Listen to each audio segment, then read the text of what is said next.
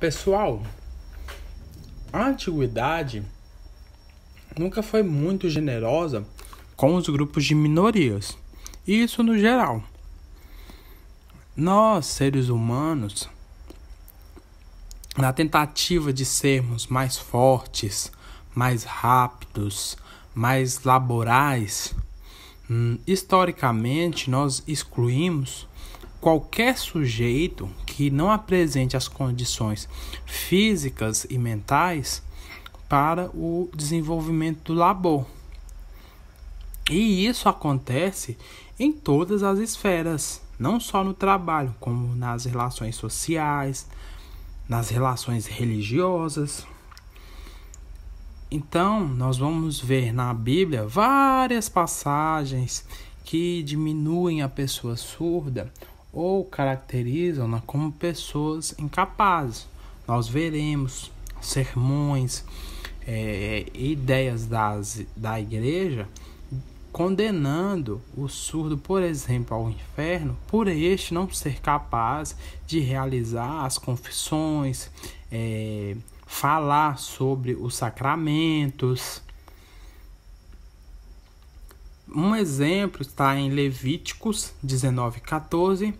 Não amaldiçoarás ao surdo, nem porás tropeço diante dos cegos, mas terás temor do teu Deus.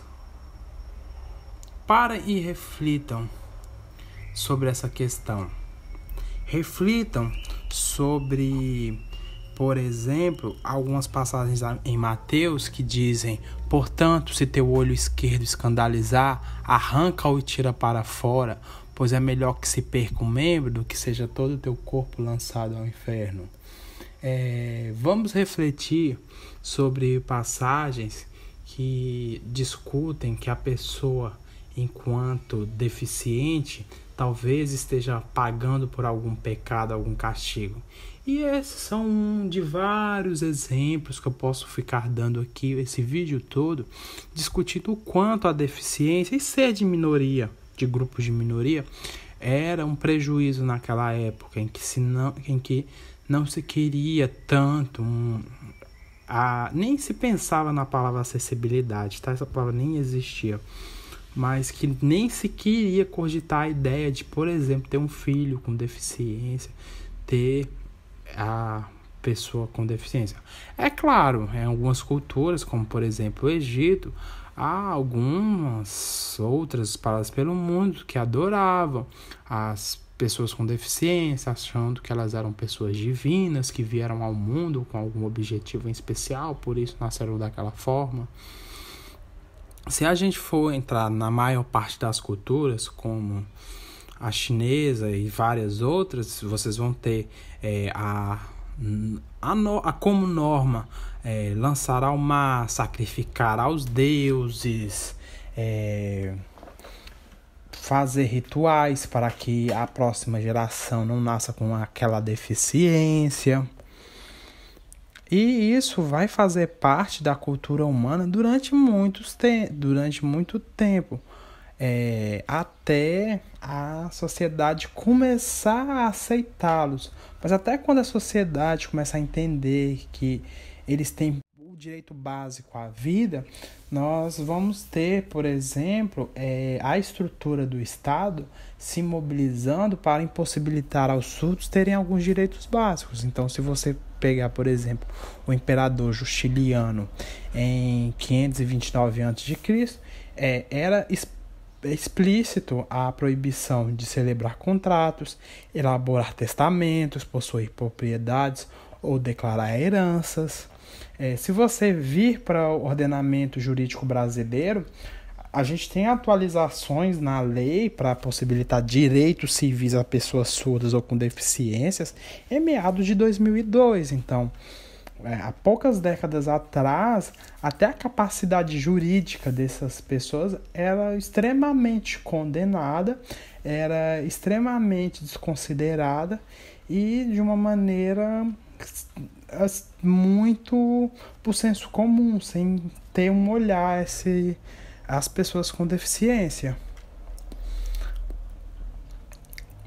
Algumas culturas vão adotar essas pessoas com surdez como uma forma mesmo de dar-lhes um direito mínimo humano, porque provavelmente elas estariam aqui para poder pagar algum pecado, então vamos colocá-las no convento, porque aí elas ficam a vida toda em celibato, e aí talvez isso faça com que os pecados dessa pessoa fossem pagas. E isso acontece em várias religiões, em várias partes do mundo, e a gente pode afirmar com toda a convicção que essa idade média para a pessoa surda foi péssima.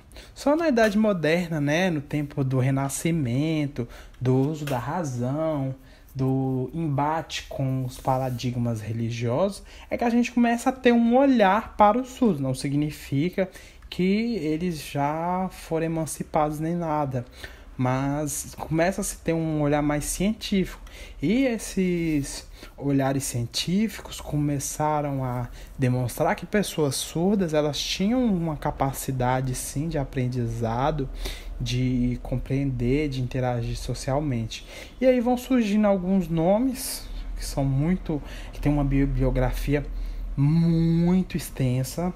Vou passar só o mel da informação aqui deles. Depois, por favor, quem desinteressar desse sujeito, faça a sua pesquisa particular, tá bom? Então, vão surgir na Idade Moderna os primeiros educadores interessados na educação de surdos, os quais admitiam que eles poderiam sim aprender, eles eram racionais. Então, a gente vai ter o Pedro Poncet de León, que era... A maior parte desses educadores eram vinculados à igreja, tá bom, pessoal? Ele era surdo, começa a estabelecer escolas para surdos. Esses educadores, quando eles começam a aceitar a premissa de que sim, o surdo é educado, começa-se a ter duas questões primordiais. Primeiro, se eles deveriam ser educados através de uma linguagem gestual que estava sendo desenvolvida, ou se eles deveriam aprender só o oral. E essa educação não era para emancipação, tá? Então, você vai ter as primeiras experiências de sucesso com a educação de surdos, partindo da necessidade deles aprenderem para obter direito à herança, casamento, propriedade. Nós vamos ter, por exemplo, João Pablo Bonetti, também tem uma história bacana, pesquisem a história dele. John Bauer, não sei bem o nome dele. E vários desses sujeitos começam a discutir a educação dos surdos, por exemplo, leitura labial, comunicação usando as mãos, comunicação utilizando as mãos e os lábios, comunicação sem as mãos, porque a mão deixa a pessoa preguiçosa. E termos como preguiçosa vão surgir muito, tá? É estranho hoje você falar assim, aquele aluno é preguiçoso, até pedagogicamente condenado, mas essa palavra preguiça é bem comum de você se deparar na literatura surda para se referir aos surdos que queriam mesmo só a língua de sinais porque se sentiam bem com ela. Um nome que vai se destacar, que vocês vão ter que se debruçar, é Michel Charles de Lépée. Lépée, ele é conhecido como o pai dos surdos. Ele estudou para ser padre, mas foi ordenado para ordenação. É uma pessoa muito instruída e foi capaz de compreender mais as necessidades surdas, criar uma obra mais vasta que pudesse entender que os métodos baseados na educação de surdos eram os que levavam em consideração a língua de sinais. Ele se dedica à educação de surdos de tal forma que uma das mais antigas escolas de educação de surdos tem a marca e os dedos dele como responsável.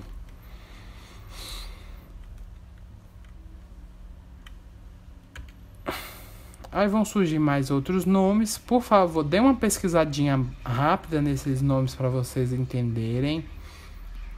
Até as principais divergências teóricas que eles têm e que eles vão trabalhando.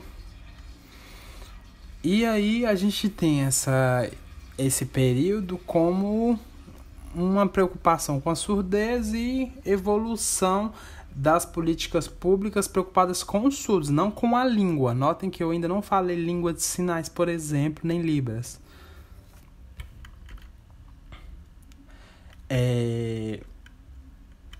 A educação de surdos, pessoal, vai se desenvolvendo até o consenso ou a divergência principal dos educadores ser usar ou não língua de sinais, usar língua de sinais e como, qual a prioridade, a língua de sinais ou a língua oral e escrita.